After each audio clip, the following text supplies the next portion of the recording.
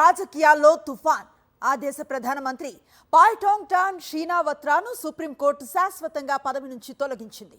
దీంతో అక్కడ తాజా రాజకీయ సంక్షోభం తలెత్తింది. థాయిలాండ్ ప్రధాని పాయ్టాంగ్ టాన్ షీనావత్రా నైతిక ప్రమాణాలను ఉల్లంఘించారని సుప్రీంకోర్టు తేల్చి చెప్పింది. పదవి నుంచి వెంటనే తొలగించింది. దీంతో ఆమె కేబినెట్ కూడా రద్దయింది.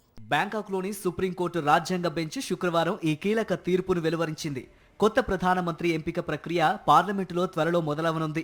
39 ఏళ్ల పాయ్టాంగ్ టాన్ షీనావత్రా థాయిలాండ్లో అత్యంత ప్రభావవంతమైన రాజకీయ కుటుంబానికి చెందినవారు. కానీ అదే కుటుంబానికి చెందిన ఇద్దరు గతంలో అనుకోని రీతిలో పదవి కోల్పోయారు. 2006లో థక్సిన్ షీనావత్రాను తిరిగి ఎన్నికైన కొన్ని వారాలకే సైనిక తిరుగుబాటు కూలదోసింది. 2014లో ఆమె అత్త ఇంగ్లక్ షీనావత్రాను సుప్రీంకోర్టు రాజ్యాంగ బెంచ్ పదవి నుంచి తొలగించింది. ఇప్పుడు పాయ్టాంగ్ టాన్ కూడా అదే పరిస్థితే ఎదుర్కొన్నారు. ఇటీవల కంబోడియా ప్రధానమంత్రి హున్ సెన్తో జరిగిన ఫోన్ సంభాషణే ఆమె కష్టాలకు కారణమైంది. సరిహద్దు సమస్యపై జరిగిన ఆ సంభాషణను హున్ సెన్ సోషల్ మీడియాలో పబ్లిక్ చేశారు.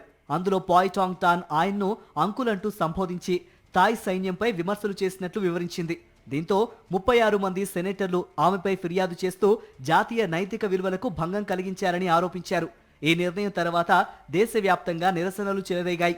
ప్రజలు ఆమె రాజీనామా చేయాలంటూ రోడ్లపైకి వచ్చారు. ఇక కొత్త ప్రధానిని ఎంపిక చేయడానికి 2023 ఎన్నికల్లో పోటీ చేసిన అభ్యర్థుల నుంచే ఎంపిక చేయాలి.